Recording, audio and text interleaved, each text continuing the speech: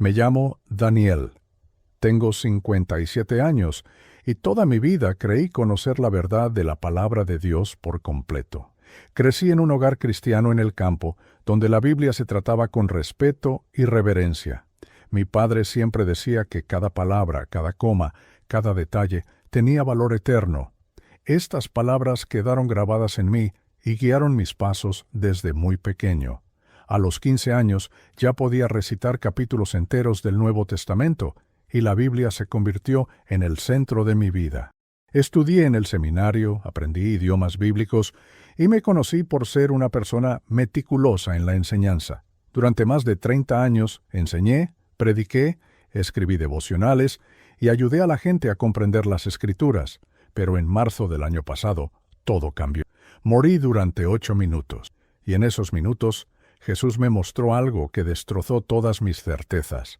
Millones de cristianos, incluyéndome a mí, leían versiones corruptas de la palabra sin darse cuenta. Durante décadas enseñé, basándome en una traducción moderna aceptada en muchas iglesias y elogiada por los eruditos. Nunca sospeché que algo pudiera estar mal.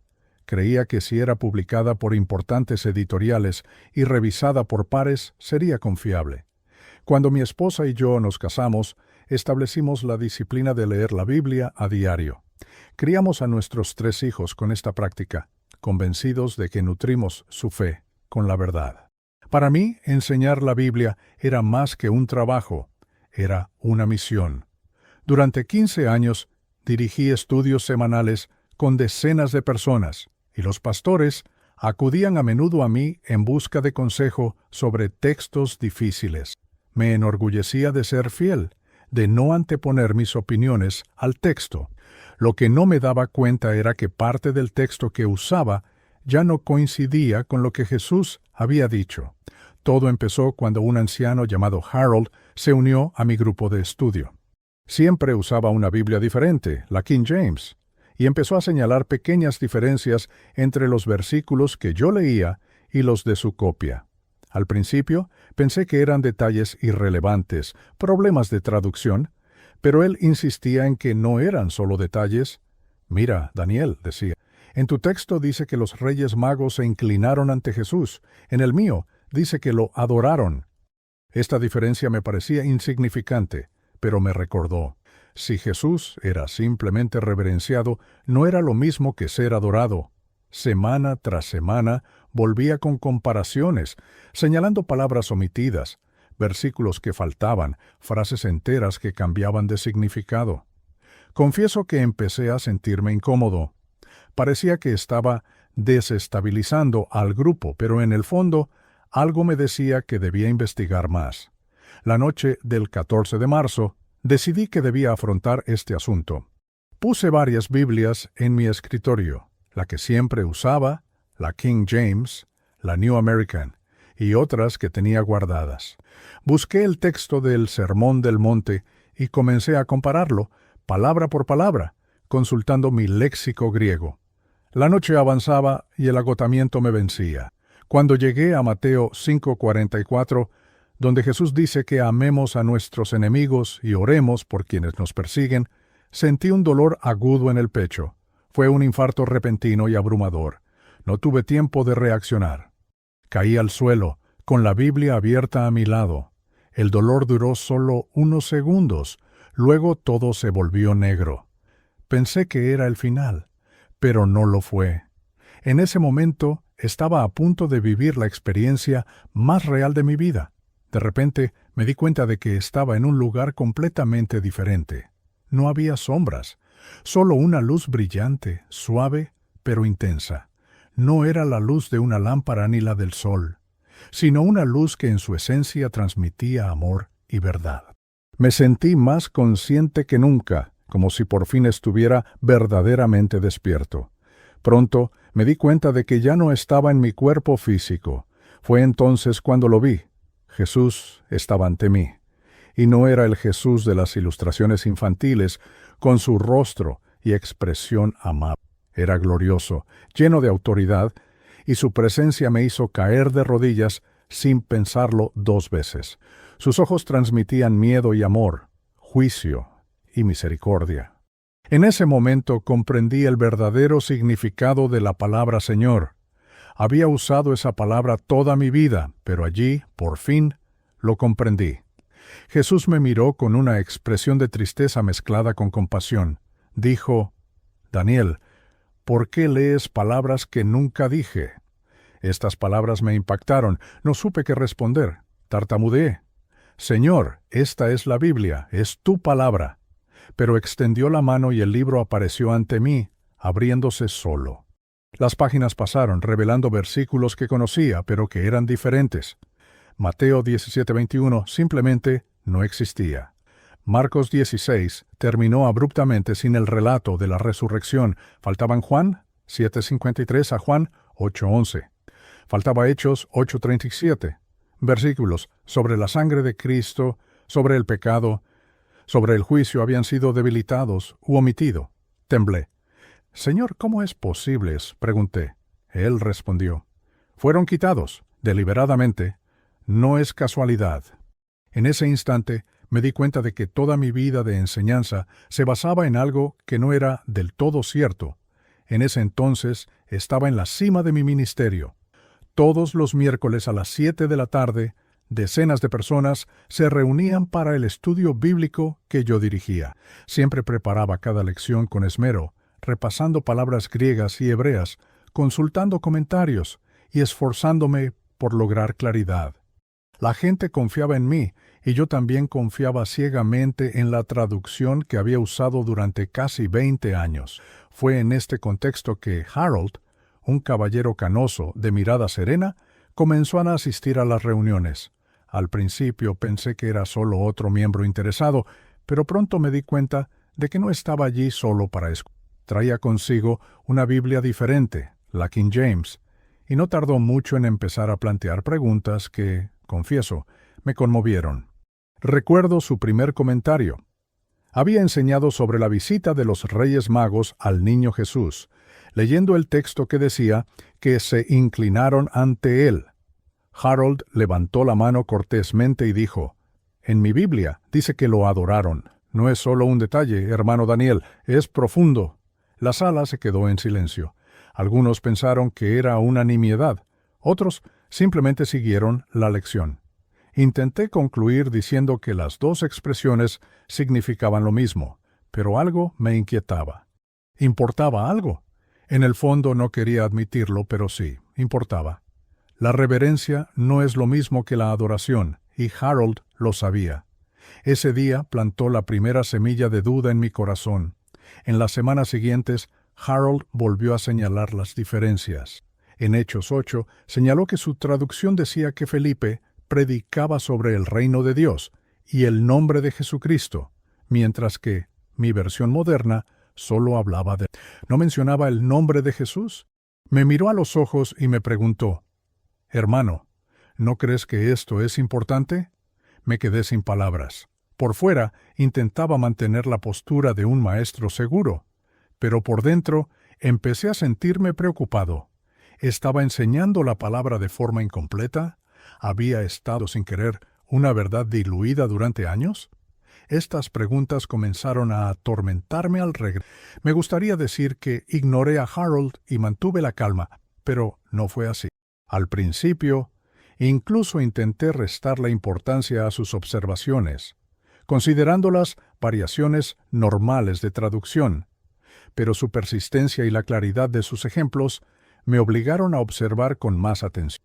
Poco a poco, comencé a notar que los cambios no eran solo estilísticos o sinónimos. Eran cambios que alteraban el significado y suavizaban el mensaje. Los versículos sobre la sangre de Cristo, sobre el juicio y sobre la adoración recibían un tratamiento diferente. Harold me decía, «No te fíes solo de lo que tienes delante. Compara». Me sentí desafiado, pero también incómodo. Algo dentro de mí me decía que ya no podía ignorarlo. En ese momento, empecé a tener dificultades con mi preparación para los estudios. Abría la Biblia, leía el texto y recordaba de inmediato lo que Harold había dicho. Empezaba a comparar, releer, sospechar. Era como si un peso creciera dentro de mí. Durante muchos años había enseñado con convicción, pero ahora mi mente estaba llena de preguntas. ¿Estaba realmente honrando la verdad de Dios? ¿O estaba transmitiendo una versión diluida de la palabra? Harold no parecía tener la intención de causar división. Hablaba con sinceridad y amor, pero sus preguntas me herían profundamente, porque revelaban grietas en los cimientos en los que siempre había confiado. Era como si Dios me estuviera mostrando que algo necesitaba ser expuesto. Fue en este contexto de conflicto interno que decidí investigar más a fondo. Quería disipar mis dudas, comprobar que Harold exageraba y demostrar al grupo que podían confiar en lo que usábamos. Elegí una noche para sumergirme en este estudio, reuní varias traducciones y preparé mis materiales. No lo sabía. Pero estaba a punto de vivir la experiencia más memorable de mi vida. Una experiencia que cambiaría no solo mi forma de leer la Biblia, sino también mi comprensión de la fe, la Iglesia e incluso la guerra espiritual que se desarrolla invisiblemente a nuestro alrededor. Fue esa noche que mi corazón se detuvo, y durante 8 minutos, entre la vida y la muerte, me encontré cara a cara con Jesús. La noche del 14 de marzo, decidí que ya no podía posponer esa investigación. Preparé mi mesa de estudio con varias Biblias, la que había usado durante casi 20 años, la King James de Harold, la New American y otras que guardaba en el estante. También coloqué mi diccionario de griego, mis cuadernos y una cafetera. Estaba decidido a resolver esas dudas de una vez por todas. Mi objetivo era demostrarme a mí mismo que Harold simplemente estaba siendo demasiado detallista. Quería encontrar explicaciones técnicas que justificaran las diferencias. Pero en el fondo sentía una extraña ansiedad, como si supiera que no sería una simple noche de estudio. Eran casi las 11 cuando comencé a comparar los primeros versículos. Pasé horas pasando páginas, subrayando palabras y anotando observaciones. Cuanto más leía, más me daba cuenta de que las diferencias no eran tan pequeñas como imaginaba. Algunos pasajes cambiaban el significado de la doctrina, otros hacían el texto menos enfático, casi diluido. Por ejemplo, en algunos pasajes que deberían haber exaltado la divinidad de Cristo, el énfasis había desaparecido. Esto me inquietó. Recordé las palabras de mi padre cuando dijo que cada jota y tilde importaba, y ahora, mirando hacia adelante, veía cómo desaparecían jotas y tildes, versículos enteros. Aún así, insistí en que tal vez era solo una cuestión académica. Continué hasta altas horas de la noche, tratando de encontrar respuestas convincentes.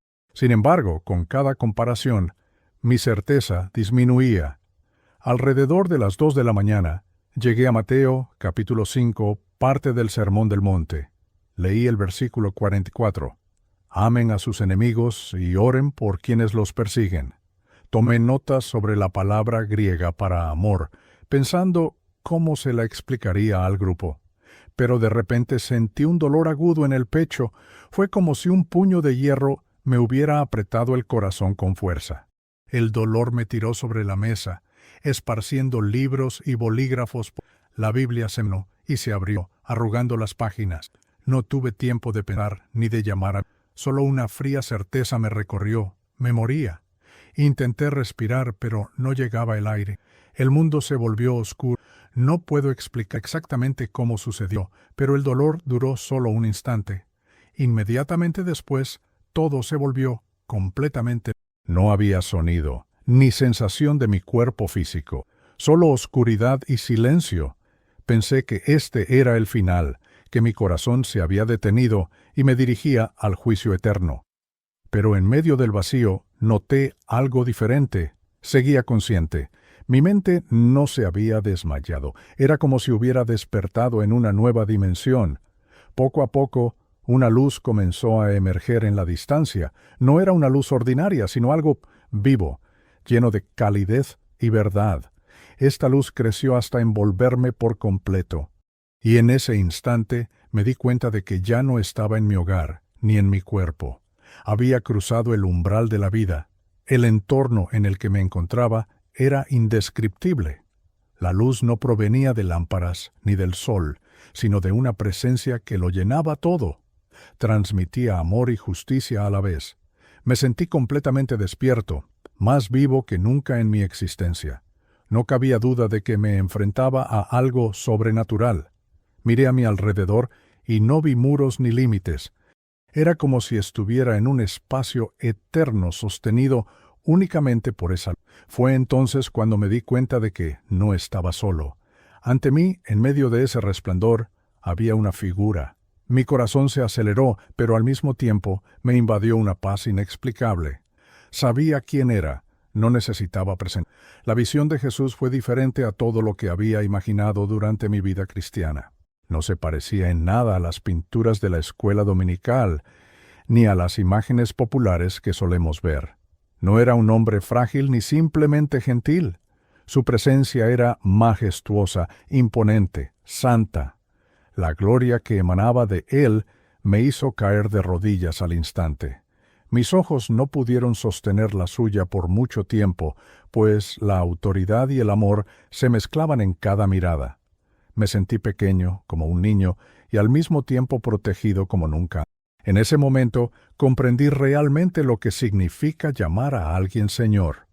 No fue solo una palabra de respeto, sino el reconocimiento absoluto de aquel que todo lo gobierna. Estaba arrodillado ante él, incapaz de levantar la cabeza. La luz que irradiaba de su presencia no me cegó, sino que me atravesó por completo, revelando cada pensamiento e intención de mi corazón.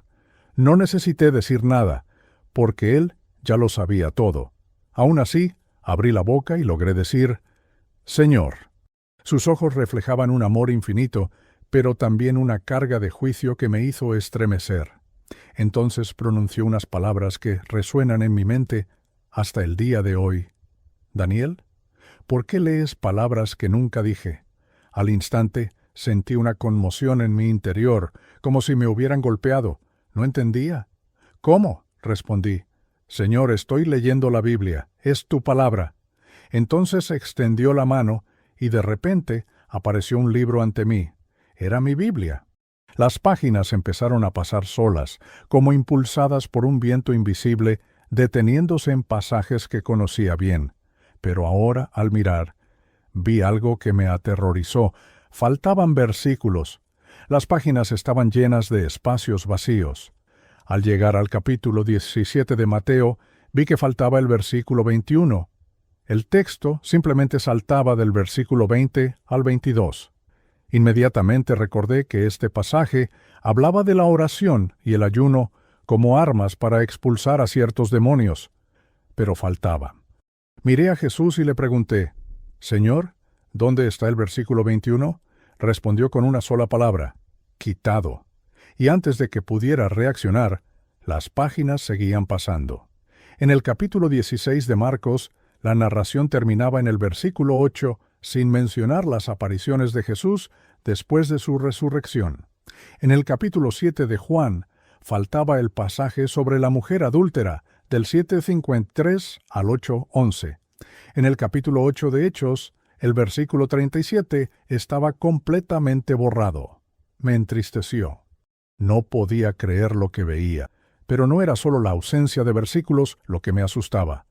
Jesús señaló frases que habían sido cambiadas. En algunas, la referencia a su sangre se había suavizado. En otras, las palabras sobre el pecado y el juicio se habían reemplazado por términos más suaves.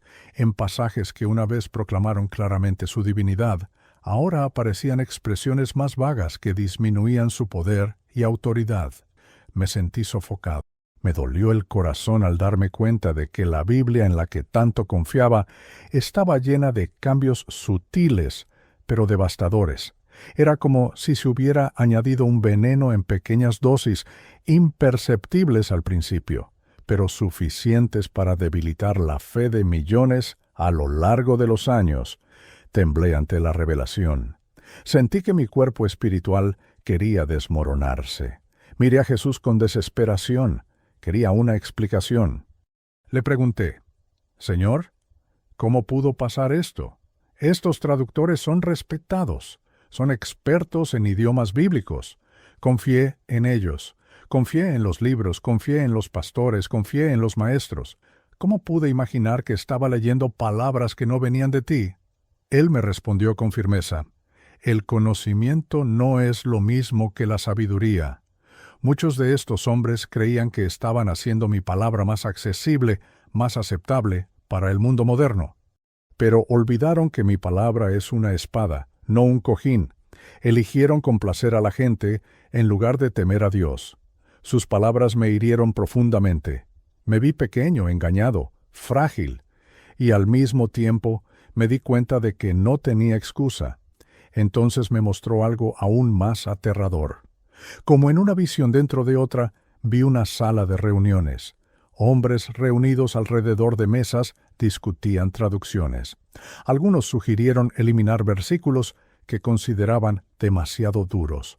Otros argumentaban que ciertas palabras podrían ofender la sensibilidad moderna. Parecían discusiones académicas, pero al observar más de cerca noté algo oscuro. Demonios les susurraban al oído, influyendo sutilmente en sus decisiones sin que se dieran cuenta. No era un ataque abierto a la Biblia, sino una corrupción silenciosa, palabra por palabra, frase por frase. Jesús entonces dijo: el enemigo no necesita destruir mi palabra para ganar, solo necesita corromperla poco a poco, hasta que generaciones enteras acepten una versión debilitada sin darse cuenta. Al observar esa escena, sentí un profundo dolor en el corazón. Jesús me mostró que los cambios no eran solo palabras diferentes, sino cortes que afectaron la vida espiritual de millones. Mi visión se amplió, y de repente vi púlpitos en varias iglesias. Los pastores predicaban mensajes que parecían hermosos e inspiradores, pero algo faltaba. El poder de la palabra estaba ausente. Los pasajes que confrontaban el pecado se habían suavizado. Los que hablaban de la sangre de Cristo se habían minimizado. Era como si una espada hubiera perdido su filo. Los sermones sonaban agradables, pero carecían del poder de transformar. Observé y lloré por dentro, dándome cuenta de que yo mismo había sido parte de esto durante años sin darme cuenta. Entonces Jesús me habló de nuevo. Mira el resultado. La escena cambió y vi multitudes de creyentes. Muchos estaban confundidos sobre su salvación. Algunos vivían sin la certeza del perdón, porque los versículos que les daban seguridad se habían debilitado. Otros vivían complacientes en el pecado, porque los textos que una vez denunciaron sus prácticas ahora eran débiles, casi irreconocibles. Vi a jóvenes crecer sin un fundamento firme, familias que vivían una fe superficial, e iglesias que se llenaban de personas que nunca habían experimentado una verdadera transformación. Todo esto porque el fundamento estaba corrupto. El enemigo no les había quitado la Biblia de las manos, sino que les había puesto versiones adulteradas, y esto estaba creando una generación frágil. De repente, la visión se volvió aún más personal. Jesús me mostró mi yo. Después de más de 20 años enseñando mi clase de estudio bíblico, vi cada lección que preparaba, cada explicación que daba, cada comentario que hacía. Pero ahora veía algo que no había notado antes. A menudo hablaba con convicción, pero el fundamento del texto estaba incompleto. Enseñaba verdades parciales, basándome en versículos alterados. Me encontraba intentando explicar doctrinas que parecían confusas sin darme cuenta de que la confusión provenía del texto corrupto. Era como un peso aplastante sobre mí. La vergüenza me abrumaba por completo. Pensé: ¿a cuántas personas he guiado con textos debilitados? ¿Cuántas vidas han confiado en mi enseñanza sin saber que la fuente estaba comprometida? Inmediatamente recordé a Harold. Sus palabras resonaron en mi mente. Hermano Daniel, ¿no ves la diferencia? Había descartado sus comentarios como las peculiaridades de un anciano aferrado al pasado. Pero ahora, de pie ante Jesús, vi que tenía razón. No quería causar división, intentaba abrirme los ojos. Y yo, con mi orgullo académico, lo ignoré. Empezaron a llorar. Me dolía el corazón al pensar en haber enseñado a mis propios hijos usando esa traducción. Crecieron escuchando versículos cortados, expresiones suavizadas, pasajes enteros omitidos. Me sentí como alguien que, sin darse cuenta, había servido comida en mal estado a toda una familia, creyéndola saludable. Miré a Jesús y confesé: Señor, no lo sabía. Confiaba en los eruditos, confiaba en los pastores, confiaba en los editores. Creía que servía fielmente a tu palabra.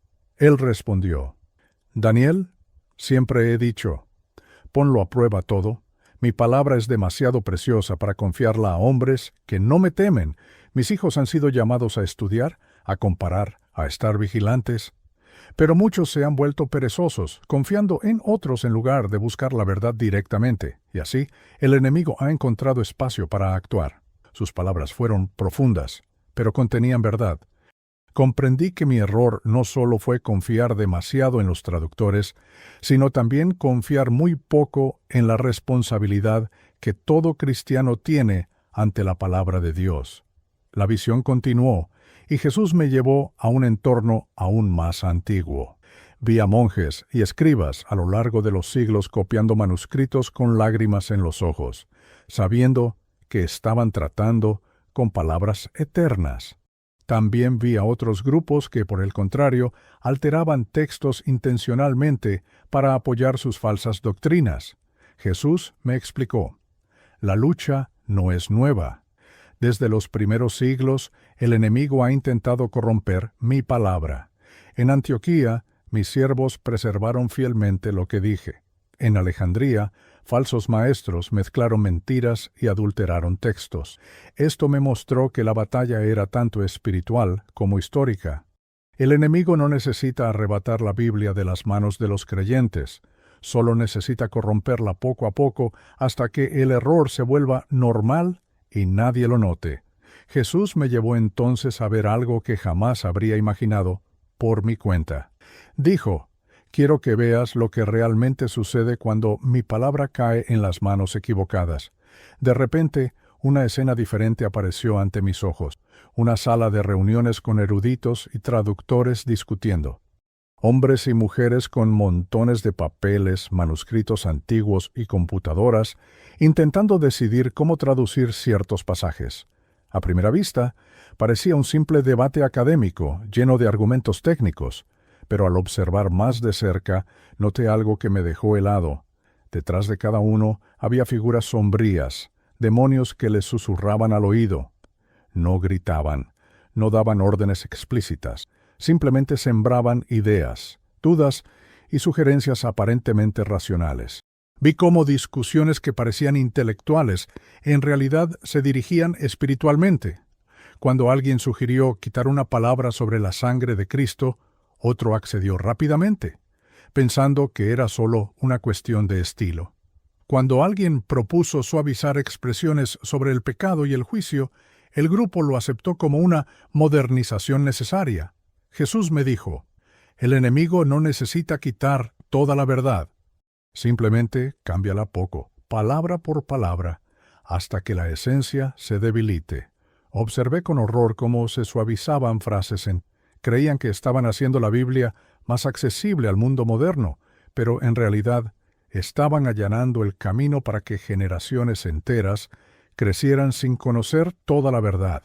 Entonces Jesús me mostró el contraste. Vi a otro grupo, mucho más pequeño, de traductores del pasado. Estaban de rodillas, orando antes de tocar los manuscritos. Analizaban cada palabra con temor y reverencia, sabiendo que responderían ante Dios por cada decisión. A diferencia de los primeros, no buscaban complacer al público, sino permanecer fieles al texto original. Jesús me explicó: estos son los que suscité en Antioquía y a lo largo de la historia para preservar mi palabra. No tenían prestigio académico ni aprobación mundana, pero temían a Dios. En ese momento comprendí que la diferencia no radicaba solo en el conocimiento técnico, sino en la actitud espiritual de quienes manejaban el texto sagrado. La escena regresó a la sala moderna, y vi a los traductores persuadidos por argumentos aparentemente razonables. Esa palabra es demasiado arcaica, simplifiquémosla. Ese versículo podría ofender la sensibilidad moderna. Mejor, suavícelo. Esa doctrina parece demasiado dura, dejémosla implícita. Mientras hablaban, los demonios sonreían, satisfechos. Jesús me dijo entonces, el mayor triunfo del enemigo no es arrebatarle la Biblia a mi pueblo, sino convencerlo de que acepte una versión corrupta sin darse cuenta. Prefiere la sutileza al ataque frontal, porque entonces el engaño se extiende silenciosamente. Esta revelación me dejó impactado. Era como si presenciara un teatro invisible de manipulación, donde incluso hombres bien intencionados eran utilizados para distorsionar la verdad. Mi corazón se hundió aún más cuando Jesús me mostró el efecto de esta manipulación en el mundo espiritual. Vi a creyentes intentando orar, pero sus oraciones eran débiles porque los versículos que fortalecían su fe habían sido eliminados. Vi familias que conocían pasajes de la Biblia, pero carecían de convicción sobre la salvación porque los textos que les daban seguridad habían sido alterados. Vi iglesias cantando himnos de adoración, pero incapaces de comprender la profundidad del sacrificio de Cristo porque se minimizaban las referencias a la sangre. La escena era clara. Cuando la palabra se debilita, la fe del pueblo también se debilita. Y cuando la fe se debilita, el enemigo encuentra espacio para dominar. Temblé ante lo que veía, porque ahora entendía que no se trataba solo de un problema de traducción, sino de una batalla espiritual continua.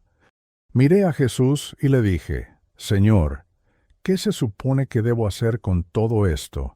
Solo soy un maestro de Biblia en una pequeña iglesia. ¿Quién me escuchará? Entonces puso su mano sobre mi hombro y dijo con firmeza, Daniel, no te enseñé estas cosas para guardártelas.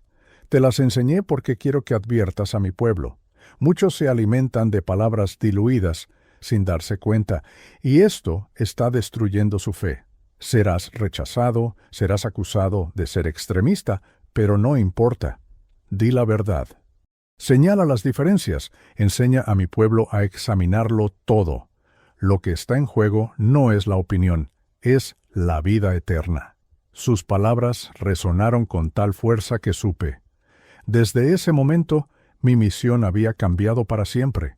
Cuando esas palabras de Jesús resonaron en mi interior, sentí como si el suelo se hubiera derrumbado. Me enfrenté a la cruda realidad. Durante años había enseñado textos diluidos, creyendo que eran la palabra completa de Dios. Mi corazón se encogió tanto que sentí que no podía soportar el dolor. La visión que tenía ante mí cambió de nuevo, y esta vez el enfoque no estaba en iglesias lejanas ni en pastores desconocidos. El enfoque estaba en mí.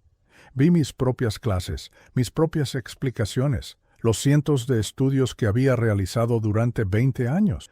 Cada vez que leía un versículo modificado, cada vez que explicaba un texto incompleto, la escena se proyectaba ante mí. Me vi a mí mismo repartiendo pan duro en lugar de pan vivo. Fue como ver una retrospectiva de mi vida ministerial, pero desde una perspectiva diferente. Recordé el orgullo que sentía cuando me elogiaban por la claridad de mis enseñanzas.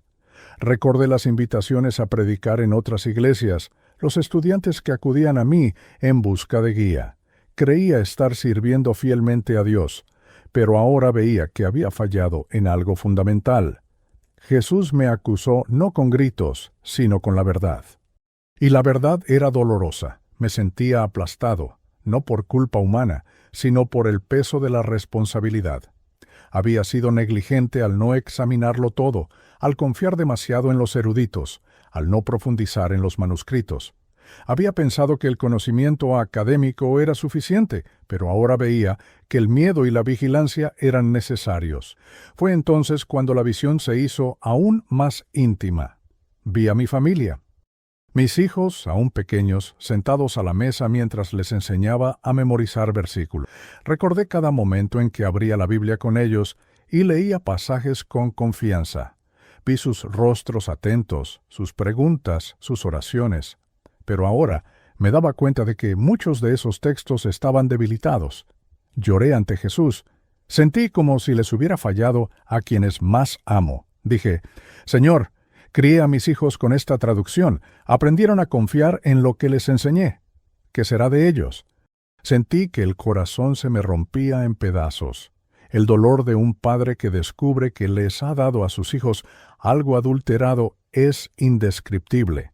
Fue como un puñetazo en el alma. Jesús me miró de nuevo con compasión, pero sin suavizar la verdad.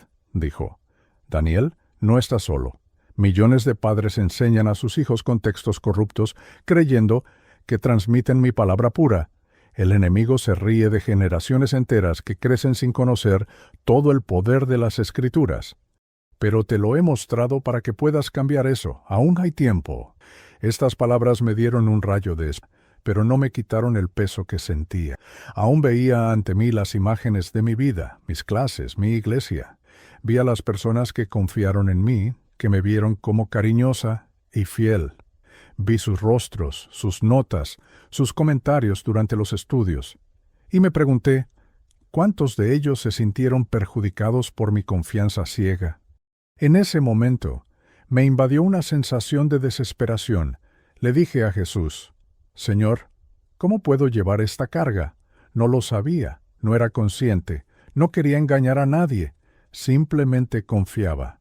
Pero Él respondió: el problema no es solo lo que no sabías, sino lo que no buscaste saber.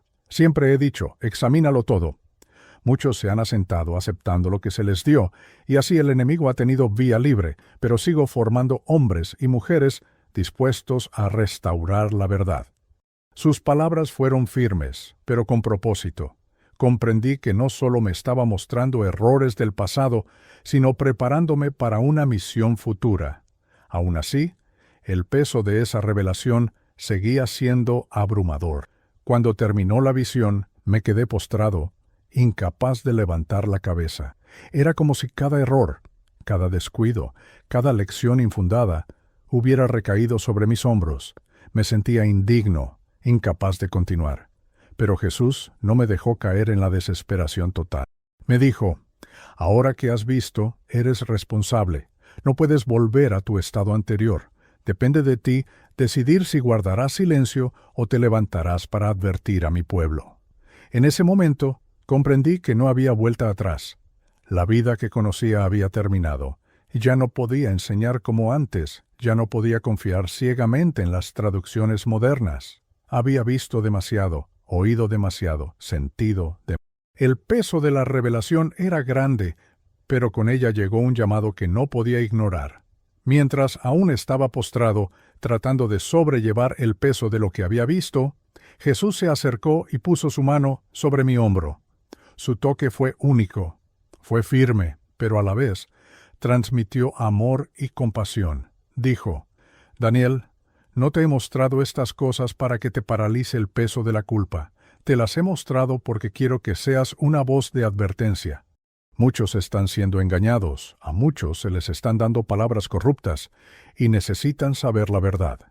Serás rechazado, llamado fanático y extremista, pero no importa. Te he dado una misión: advertir a mi pueblo.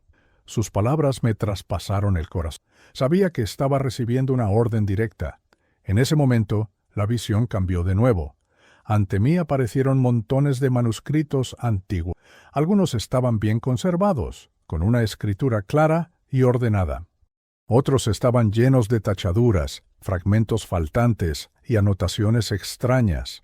Jesús me explicó: Mira, Daniel, estos manuscritos representan dos líneas de tradición. Por un lado, los que fueron fielmente preservados por hombres temerosos de Dios. Por otro, los que fueron corrompidos por herejes y falsos maestros. Señaló los manuscritos fieles y dijo: estos son de la tradición de Antioquía, donde mis discípulos predicaron y preservaron la verdadera fe. Luego, señalando los corrompidos, añadió: estos son de Alejandría, donde ideas gnósticas y filosóficas adulteraron el texto.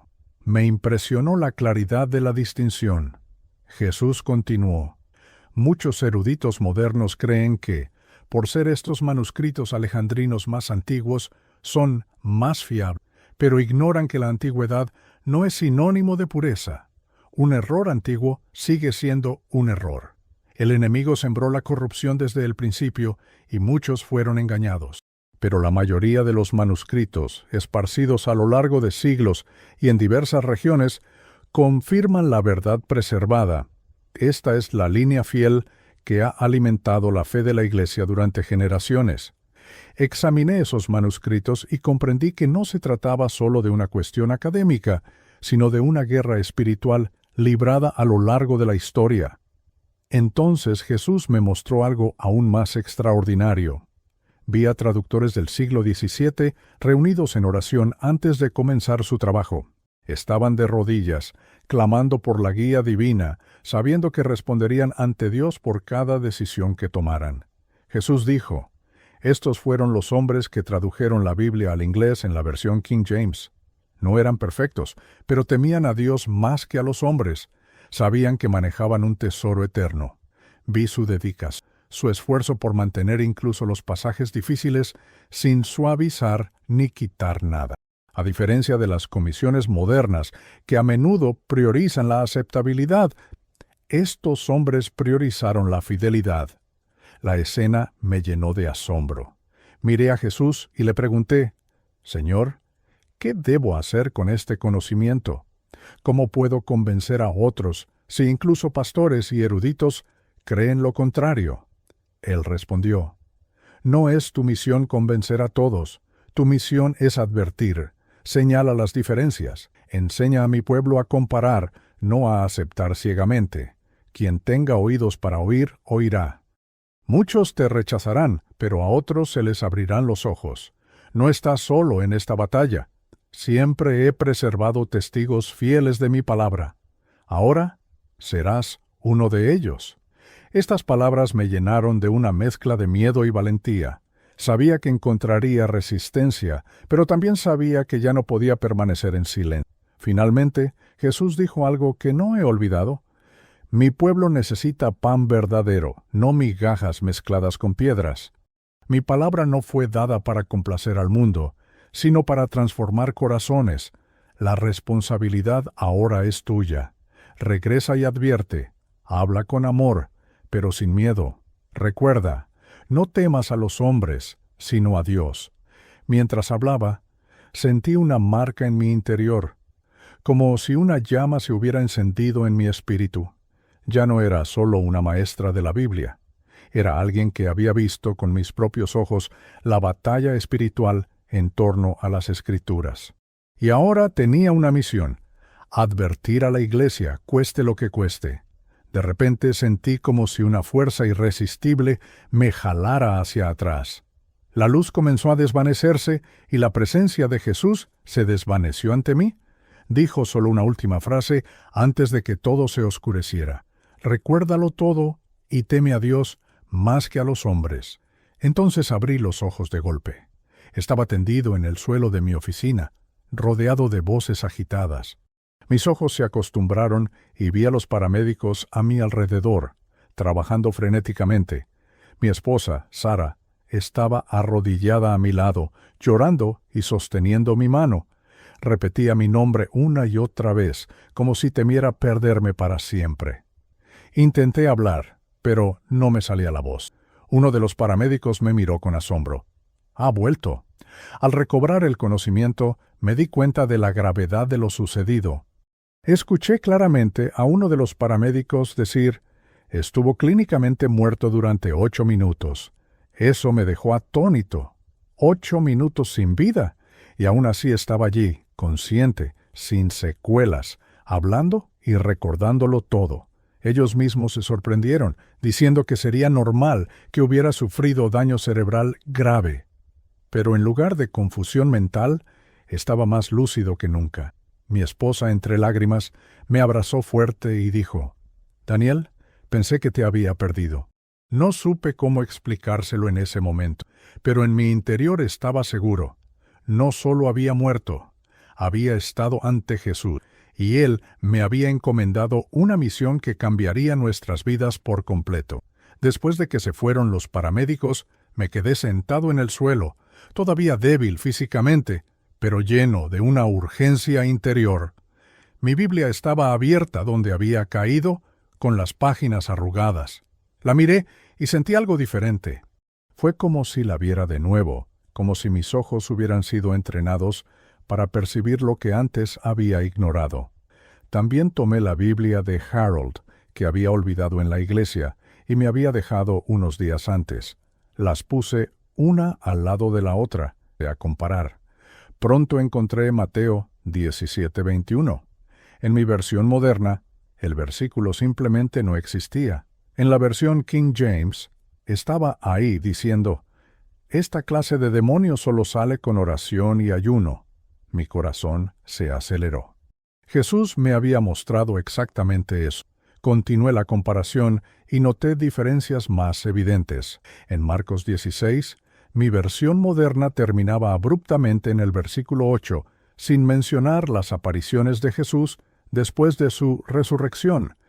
En la versión King James, el capítulo continuaba hasta el versículo 20, con relatos claros del Cristo resucitado. En 1 Timoteo 3:16, mi traducción decía, «Él fue manifestado en carne», mientras que la versión King James decía, «Dios fue manifestado en carne». Este no fue un cambio pequeño, fue un cambio que afectó directamente la doctrina de la divinidad de Cristo. Me impactó, porque ahora no era solo una visión o revelación, era un hecho. Era algo verificable, concreto, ante mis ojos. Esa madrugada pasé horas revisando pasajes, comparando palabra por palabra, confirmando cada detalle que Jesús me había mostrado. Lo que Él me había revelado no era solo espiritual, era real y verificable. Cuanto más leía, más comprendía la gravedad de la situación. Había confiado durante 2 décadas en una traducción que contenía cortes, cambios y omisiones. Sentí una mezcla de indignación y tristeza. Indignación por el engaño que se había infiltrado tan sigilosamente, y tristeza al darme cuenta de cuántas personas estaban recibiendo una palabra debilitada. Al mismo tiempo, también sentí que una llama de responsabilidad se encendía dentro de mí. Ahora que lo sabía, no podía simplemente volver a mi rutina normal. Cuando Sara regresó a la habitación y me encontró rodeado de Biblias, se sobresaltó.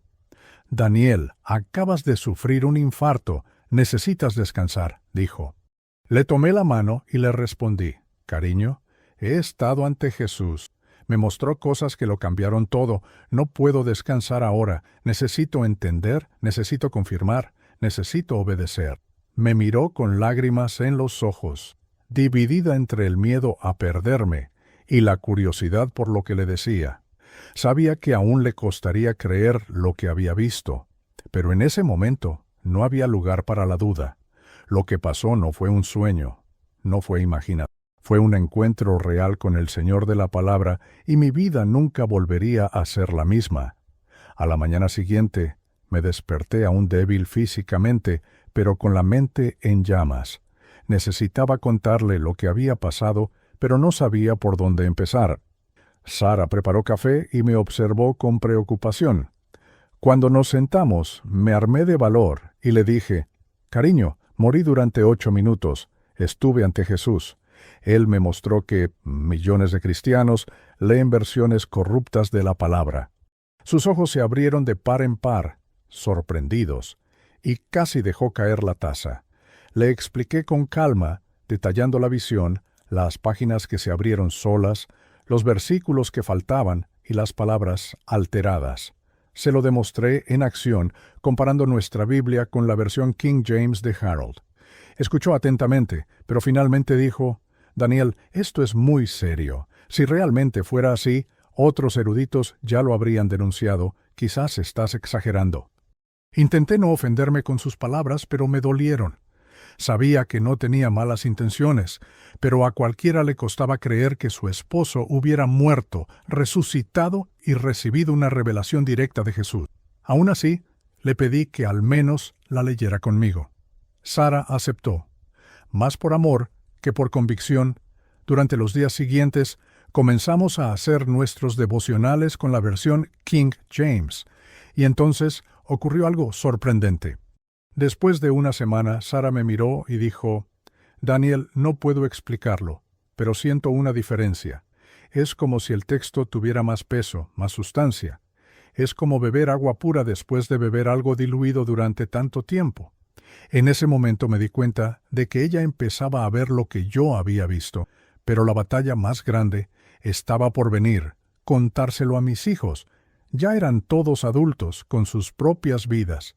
Mi hijo mayor, Matthew, estaba en el seminario. Lo llamé y le conté mi experiencia. Al otro lado de la línea, guardó silencio unos segundos y luego respondió: «Papá, empiezas a parecerte a uno de esos que solo se aferran a la Biblia. Ten cuidado de no caer en teorías conspirativas». Eso me hirió profundamente. Le dije: «Hijo, no hablo desde la tradición, hablo porque lo vi con mis propios ojos ante Jesús. Compara los textos tú mismo. No confíes en mí ni en los traductores. Examínalos». Pero Matthew no me escuchó en ese momento. Otros 2 hijos también reaccionaron con cautela, sin saber si creerles o no. El siguiente paso fue aún más difícil: hablar con mi pastor. Había enseñado bajo su liderazgo durante 15 años. Programé una reunión y durante la misma le expliqué todo: el infarto, la visión, las diferencias textuales. Le mostré ejemplos concretos, uno al lado del otro. Él escuchó en silencio y luego respiró hondo. Dijo: «Daniel, respeto tu experiencia, pero esto parece una exageración. Las diferencias de traducción se conocen desde hace décadas. Eruditos serios han analizado y concluido que las versiones modernas son fiables. No podemos crear división por esto». Intenté insistir. «Pastor, no es cuestión de opinión, es cuestión de verdad. Vi a Jesús. Él me lo mostró. No podemos ignorarlo». Pero negó con la cabeza y respondió: «Me temo que esto acabará causando más confusión que edificación». Esa semana seguí enseñando los miércoles, pero algo dentro de mí cambió. Al llegar a Romanos, capítulo 1, versículo 25, leí en voz alta: «Cambiaron la verdad de Dios por la mentira». Entonces, alguien de la clase levantó la mano y dijo: «Pero en mi Biblia dice, cambiaron la verdad por la mentira». Expliqué que había una diferencia importante entre cambio e intercambio, y el ambiente se tensó. Algunos comenzaron a mirarse, incómodos. Sabía que estaba tocando un tema profundo, pero también peligroso. Al final de la clase algunos se acercaron agradeciendo, otros se marcharon visiblemente incómodos. Me di cuenta de que la revelación que había recibido no sería fácilmente aceptada. La palabra de Dios estaba en juego, pero muchos preferían la comodidad de la aparente unidad a la incomodidad de la verdad. Unos días después, me llamaron a la oficina del pastor. Me dijo con tono firme pero educado: «Daniel, aprecio tu celo, pero por ahora necesito que dejes de enseñar.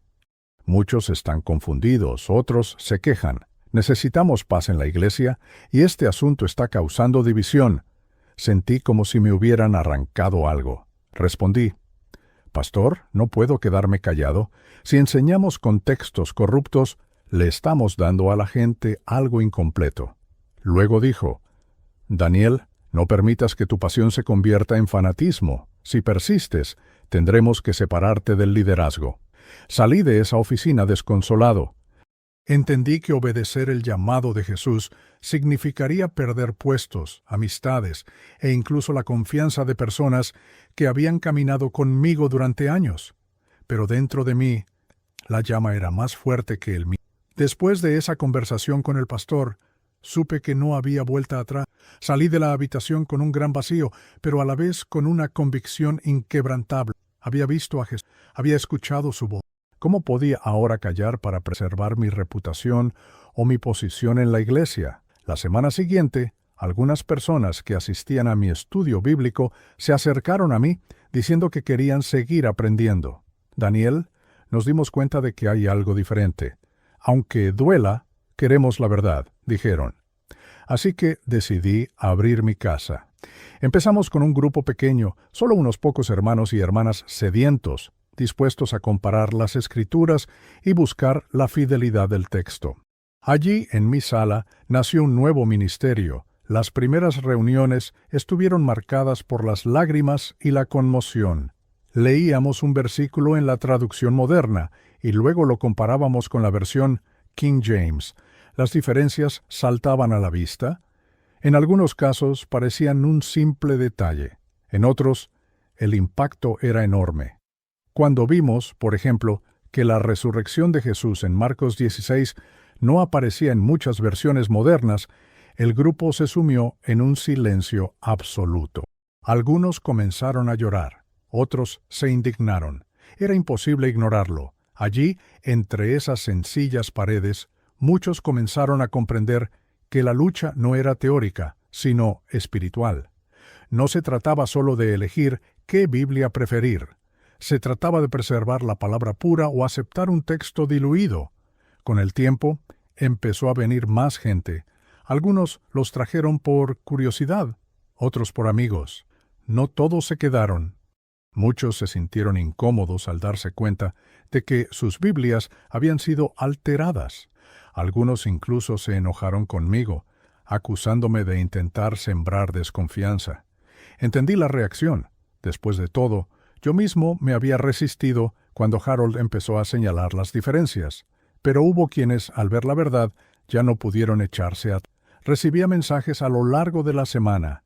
Daniel, empecé a leer la versión King James y todo parece tener más sentido. O incluso, ahora entiendo por qué antes leía sin sentir ninguna carga. Era como si algo me faltara. Estos testimonios fueron un bálsamo para mi alma. Por supuesto, también enfrenté una feroz oposición. Algunos líderes de la iglesia se me acercaron, diciendo que estaba causando división. Me llamaron extremista, conspiranoico e incluso hereje. Pastores que antes me invitaban a predicar dejaron de hablarme. Algunos amigos se alejaron. El dolor era inmenso. Había servido junto a ellos durante años, y ahora me trataban como una carga. Pero recordé las palabras de Jesús. Serás rechazado, pero no importa. Advierte a mi pueblo. Estas palabras me sostuvieron en momentos de soledad. Sabía que estaba pagando un precio, pero también sabía que no podía volver atrás. La verdad es costosa, pero el silencio lo es aún más. Y en medio de toda esta oposición, también hubo fruto. Personas sencillas, a quienes no les interesaban los debates académicos, volvieron a enamorarse de la Biblia. Vi a hermanos y hermanas que antes vivían una fe tibia reavivar su pasión por las Escrituras. Vi a jóvenes encontrar claridad sobre la salvación y la santidad. Vi familias restauradas porque ahora leían la palabra con mayor reverencia y confianza. Esto me demostró que la lucha valió la pena. Cada lágrima derramada, amistad perdida, cada puerta cerrada, fue compensada con vidas transformadas. Comprendí que el enemigo había intentado silenciarme, pero Jesús estaba abriendo nuevos caminos. Con el tiempo me invitaron a hablar en pequeñas reuniones y conferencias. No todos aceptaron mi mensaje, pero algunos corazones estaban preparados. Siempre empezaba diciendo, no aceptes nada solo porque lo digo. Compáralo tú mismo. Pon a prueba cada traducción. Examinar no es falta de fe, es obediencia. Y para mi sorpresa, muchos volvieron a agradecerme. Recibí cartas, correos electrónicos e incluso llamadas de personas que decían, Daniel, ahora entiendo por qué mi fe parecía débil. Estaba bebiendo agua mezclada, ahora siento que he encontrado agua pura de nuevo. Estas palabras me dieron la fuerza para continuar. Sabía que enfrentaría más oposición, pero también sabía que la misión que Jesús me encomendó apenas comenzaba. Han pasado 5 años desde aquella noche en que mi corazón se detuvo y me presenté. Mucho ha cambiado en mi vida desde entonces. Ya no soy el profesor respetado al que todos recurrían para sus preguntas académicas. Muchos colegas me evitan, los pastores me han cerrado las puertas, e incluso a mis familiares todavía les cuesta aceptar lo que viví. Pero tampoco soy el mismo hombre que era. Hoy pastoreo una pequeña iglesia que nació del deseo de volver a las raíces de la palabra preservada. No somos muchos, pero somos firmes. Cada servicio se caracteriza por la reverencia a las Escrituras. Allí no hay prisas ni modas, solo el compromiso de escuchar exactamente lo que Dios ha dicho, sin añadidos ni recortes. Mi familia también se ha transformado gracias a este proceso. Al principio, Sara era escéptica, pero hoy es la primera en dar testimonio de la diferencia que encontró al leer la palabra preservada. Mis hijos se resistieron, pero poco a poco se les abrieron los ojos. Matthew, quien más se opuso, finalmente se rindió a la evidencia después de estudiar por su cuenta. Hoy, enseña a sus hijos con la misma reverencia que mi padre me enseñó. Mis nietos están creciendo memorizando versículos que sé que no han sido alterados. Esto me da paz. Sé que no puedo cambiar el pasado, pero puedo asegurar que las futuras generaciones de mi familia conozcan la palabra tal como es. Por supuesto, el camino no ha sido fácil. En muchos lugares me tratan como a un fanático. He escuchado a líderes decir que estoy destruyendo la confianza de la gente en la Biblia. Siempre respondo, no estoy destruyendo la confianza, la estoy dirigiendo hacia la confianza correcta. No debemos confiar ciegamente en traductores ni editores, sino en el Dios que ha preservado su palabra a lo largo de los siglos. Cada crítica que recibo solo confirma que estoy en el camino que Jesús me mostró. Me advirtió que sería rechazado, y así ha sido. Pero también me dijo que vidas serían tocadas, y lo he visto. La gente común que una vez más experimenta el poder de las Escrituras es prueba de que vale la pena. También he aprendido que la batalla me supera. No se trata de Daniel Foster ni de preferencias personales. Es un conflicto que se remonta al Edén, cuando la serpiente preguntó, ¿de verdad dijo Dios eso? El enemigo siempre ha intentado poner en duda la palabra. Hoy no necesita arrebatarles las Biblias a los creyentes, solo necesita convencerlos de leer versiones diluidas hasta que la verdad pierda su poder, y la mayoría ni siquiera se da cuenta. Por lo tanto, mi misión sigue siendo la misma: advertir, enseñar, despertar. No todos lo aceptarán, pero algunos abrirán los ojos, y esos pocos harán que valga la pena toda la lucha. Hoy, al subir al púlpito de la pequeña iglesia que pastoreo, recuerdo el día que escuché a Jesús decir, «Mi pueblo necesita pan de verdad, no migajas mezcladas con piedras». Esta frase guía cada mensaje que predico. No me preocupa ser popular ni complacer a todos, me preocupa ser fiel. La palabra de Dios no necesita adornos para ser poderosa, simplemente necesita ser transmitida tal como fue dada. Y cuando eso sucede, el Espíritu Santo hace lo que ningún traductor, predicador o editor puede: transformar corazones. Simplemente soy testigo de esto. Finalmente les dejo un mensaje que resume todo lo que he vivido. No todas las Biblias son iguales. La elección de la traducción importa más de lo que creen. No acepten versiones que suavicen, eliminen o alteren. Examinen, comparen. Oren, pidan discernimiento. Sé el precio que se paga por decirlas, pero también sé el precio que se paga por el. Jesús me devolvió la vida, no para que viviera para mí mismo, sino para ser una voz de advertencia. Y eso seré hasta mi último día, porque la Biblia que leen y su fe determina dónde pasarán la eternidad.